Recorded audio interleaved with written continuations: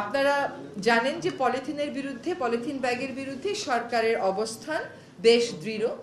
সরকার প্রাথমিক পর্যায়ে বাজার মনিটরিং করছে এবং এই মুহূর্তে তো এটা বলতে কোনো দ্বিধা নাই যে শপিং সেন্টারগুলো শতভাগ পলিথিন ব্যাগ মুক্ত হয়েছে। এখন আমাদের কাঁচা বাজারের একটা চ্যালেঞ্জ আছে, আমাদের নিজেদের অভ্যাসের একটা চ্যালেঞ্জ আছে। আমরাও যখন বাড়ি থেকে বাজারে যাই তখন আমরা ব্যাগটা সাথে করে নিয়ে যাই না, কিন্তু সবসময় যাই না, কারণ বাজারে গিয়ে প্লাস্টিক আমরা পেয়ে যাই। এখন এই পলিথিন শপিং ব্যাগের জন্য পাট এবং বস্ত্র মন্ত্রণালয় দায়িত্ব নিয়েছে।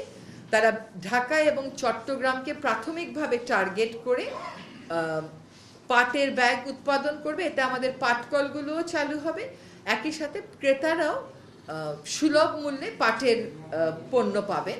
এতে অভ্যাসে কিছু পরিবর্তন আনা সম্ভব হবে বলে আমরা বিশ্বাস করি। আমরা 2টি একবার ব্যবহারযোগ্য প্লাস্টিক নিষিদ্ধ করেছি, একটা হচ্ছে কটন বাড, একটা হচ্ছে স্ট্র। এইটার অভিযানেও আমরা জুলাই মাস থেকে নামবো।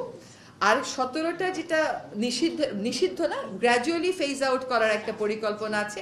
এটার জন্য আমরা উৎপাদনকারীর সম্প্রসারিত দায়িত্ব বা এক্সটেন্ডেড প্রডিউসার রেসপন্সিবিলিটি এটার খসড়া চূড়ান্ত করে ফেলেছি। এখন উৎপাদনকারীর সাথে কথা বলে কেবল সময় বসিয়ে দেব যে কোন জিনিসটা কবে থেকে আমরা আমাদের মার্কেট থেকে ফেজ আউট করব।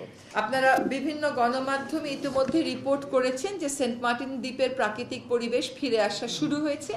এখন আমরা পর্যটন মন্ত্রণালয়ের সাথে কাজ করছি, যে নিয়ন্ত্রণমূলক কাজগুলো আমরা করছি, তার পাশাপাশি ওই দ্বীপটাকে নিয়ে একটা মাস্টার প্ল্যান করা যায় কিনা।